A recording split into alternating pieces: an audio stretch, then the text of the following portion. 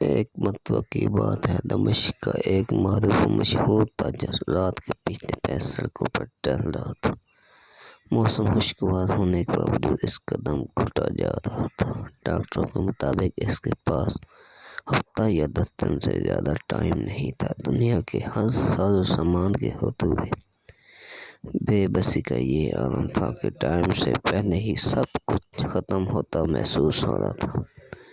ملک کے ڈاکٹروں نے جواب دیا۔ ایک ننھی سی امید تھی کہ امریکہ میں علاج ہو سکتا ہے، لیکن وہ بھی امید ختم ہو گئی جب وہاں کئی مہینے ٹیسٹ کروانے کے بعد سینئر ڈاکٹر نے آخر کار ایک دن آ کر نرمی سے سمجھایا کہ آپ کے پاس زیادہ ٹائم نہیں ہے، لہذا میرا مشورہ ہے اور عقل مندی بھی یہی ہوگی کہ باقی کا قیمتی ٹائم اپنے بیوی بچوں کے ساتھ گزاریں۔ وہ شخص رات کے اس پہر بے خبری کے عالم میں نہ جانے کتنی دیر تک ٹہلتا رہا۔ اس کی سوچ و بچار کا تسلسل تب ٹوٹا جب ٹہلتے ٹہلتے وہ ایک تنگ سے بے رونق پل پر پہنچ چکا تھا۔ سڑک کے اس پار اسٹریٹ لائٹ کے نیچے ایک خاتون کھڑی کسی آدمی سے گفتگو کر رہی تھی۔ 30 سال کے لگ بھگ خاتون کا انداز منت سماجت والا تھا، جبکہ بندہ کوئی اباج قسم کا تھا جو اس کی بات مان ہی نہیں رہا تھا۔ چنانچہ اس کے چلنے کی رفتار خود بخود آہستہ ہو گیا۔ تمہاری اس سے بھی کم کی بنتی ہے۔ پھر وہ کندھے جھکاتا ہوا چل پڑا اور خاتون ہنس کی تصویر بنی کھڑی رہ گئی۔ وہ شخص تھوڑا آگے جا کر مڑا اور خاتون کی طرف چل دیا۔ اسے نزدیک آتا دیکھ کر خاتون چوکنی ہو گئی اور امید بھری نظروں سے قریب آنے والے کو دیکھنے لگی۔ نزدیک پہنچنے سے پہلے خاتون آگے بڑھی۔ اس کا انداز ایسا تھا جیسے وہ اپنے آپ سے زبردستی کر رہی ہو۔ اس شخص نے قریب پہنچ کر سلام کیا۔ خاتون نے مصنوعی مسکراہٹ کے ساتھ جواب دیا اور ٹٹولتی نظروں سے دیکھا اور تھوڑا قریب ہوتے ہوئے معنی خیز انداز بنا کر پوچھا، کیا موڈ ہے؟ وہ پیچھے ہٹا اور نرمی سے کہا، نہیں ایسی کوئی بات نہیں، دراصل میں نے ابھی گزرتے ہوئے تمہاری اس آدمی کے ساتھ تھوڑی سی گفتگو سنی ہے۔ مجھے بتاؤ میری بہن، تمہارا کیا مسئلہ ہے؟ اس طرح پوچھنا تھا کہ خاتون جو کہ مضبوط دکھائی دینے کی کوشش کر رہی تھی ایک دم سے روحان سی ہو گئی اور بولی، بھائی میں اس طرح کی عورت نہیں ہوں جو اس وقت گھر سے نکل کر سڑک پر کسی کا انتظار کرے، مگر میں بہت مجبوری کی عالم میں اس وقت اس جگہ پر کھڑی ہوں۔ یہ بات سن کر اس شخص کا دل پگھل گیا اور اس نے مزید نرمی سے کہا، دلوں کا حال تو اللہ ہی جانتا ہے، مجھے بتاؤ بہن کیا بات ہے؟ وہ بولی، میں ایک بیوہ عورت ہوں، میرے چھوٹے چھوٹے بچے ہیں، شوہر کو فوت ہوئے سال ہونے کو ہے۔ شروع میں تو پڑوسی رشتہ دار کچھ مدد وغیرہ کر دیا کرتے تھے، پھر آہستہ آہستہ سب نے ہاتھ کھینچ لیا۔ گھر میں راشن نام کی کوئی چیز نہیں ہے، کرایہ دار کا صبر بھی ختم ہو گیا ہے۔ اس نے کل شام تک آخری مہلت دے دی ہے، ورنہ وہ سامان کے ساتھ گھر سے نکال دے گا۔ میرے پاس اب اور کوئی چارہ نہیں اس کے کہ میں آپ کو۔ یہ کہتے ہوئے اس کی آواز بیٹھ گئی۔ یہ سن کر اس شخص کی آنکھوں میں آنسو آ گئے۔ اس نے کہا، بس ٹھیک ہے بہن، کوئی بات نہیں، اور جب جیب میں ہاتھ ڈالا تو پتہ چلا کہ جیب میں وہ جو رقم ہے وہ نہ ہونے کے برابر ہے، کیونکہ جس سال میں وہ گھر سے نکلا تھا اسے تو ہوش ہی نہیں تھا۔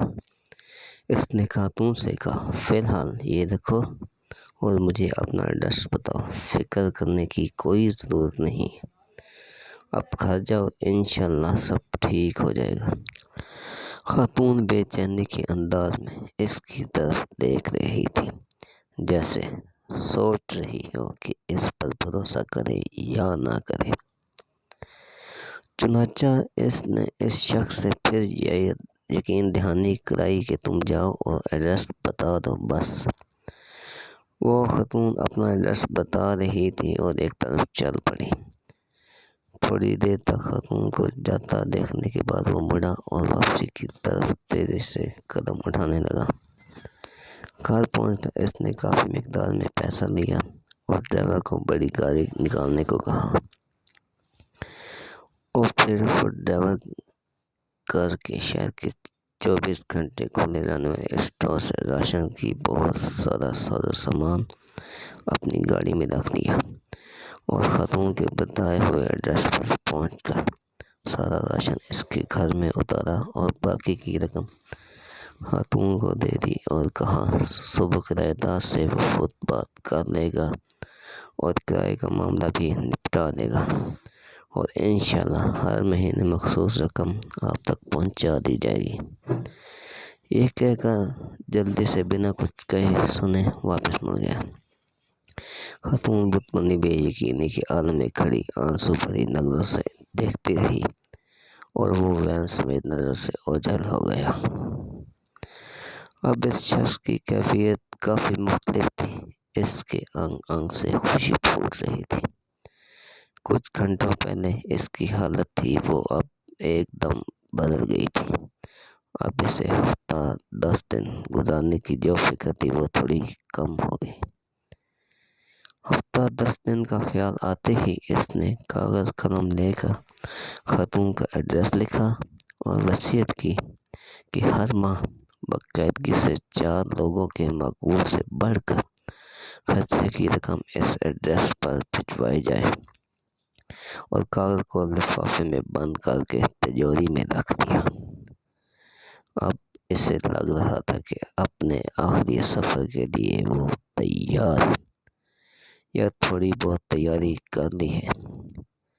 پھر ہفتہ گزر گیا اور 10 دن بھی گزر گئے، پھر مزید 10 دن اور پورے 15 دن گزر گئے۔ گھر والوں کے کہنے کے باوجود وہ ہسپتال نہیں گیا اور اس طرح کرتے کرتے 1 مہینہ گزر گیا اور اگلے مہینے کی رقم بھی اس نے فوراً بھجوا دی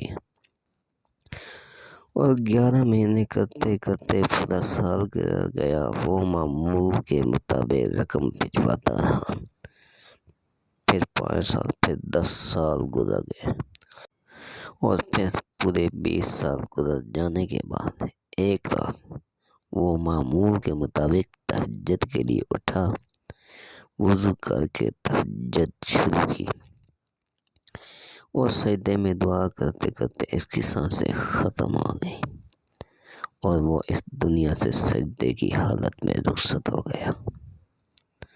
ناظرین، یہ سچا واقعہ یہاں ختم نہیں ہوتا، اصل خلاصہ تو اب آنا ہے۔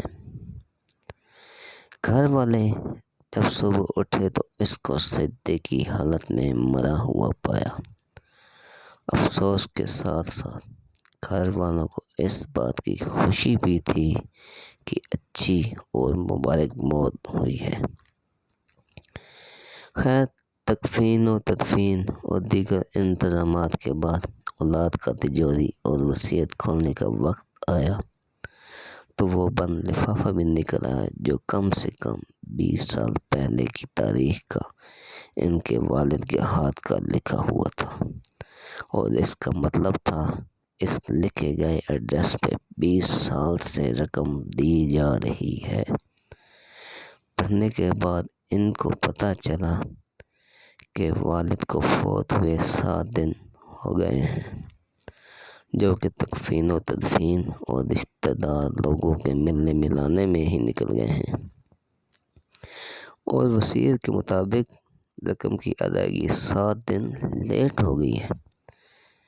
اس ایڈریس پر پہنچے تو دروازہ کھٹکھٹانے پر خاتون باہر آئی، جو کہ اب 50 سے اوپر کی ہو چکی تھی۔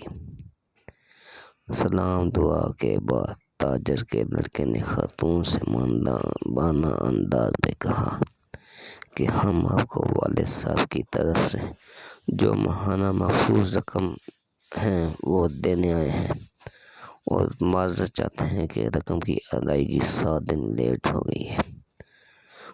وہ اصل میں اتنا کہنا تھا کہ خاتون جلدی سے بولی، ارے نہیں کوئی بات نہیں، آپ کے والد کے ہم پر بہت احسانات ہیں، آپ لوگ میری طرف سے والد صاحب کو بہت بہت شکریہ بولیے گا اور انہیں بتائیے گا کہ ہم ہمیشہ انہیں دعا میں یاد رکھتے ہیں اور رکھیں گے، اور میری طرف سے آداب کے ساتھ انہیں بتائیے گا کہ اب انہیں رقم بھیجنے کی ضرورت نہیں ہے۔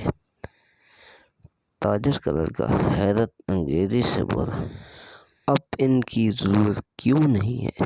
خاتون نے خوشی کے آنسوؤں میں میری آواز میں جواب دیا، اللہ کے فضل سے مہینہ پہلے میرے بڑے بیٹے کی ملازمت لگ گئی ہے اور 7 دن پہلے ہی اس کی پہلی تنخواہ بھی ملی ہے۔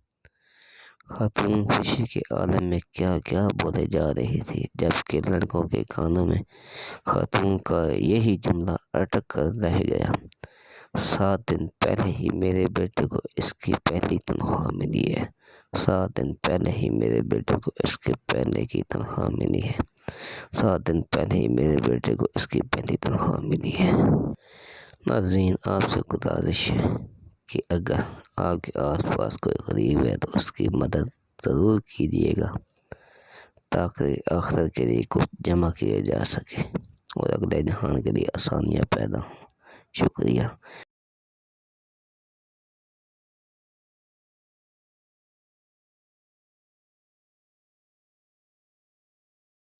آپ دیکھ رہے ہیں YouTube channel world T V. ہمارے یوٹیوب چینل کو سبسکرائب کریں اور بیل آئیکن کو لازمی پریس کریں۔ شکریہ۔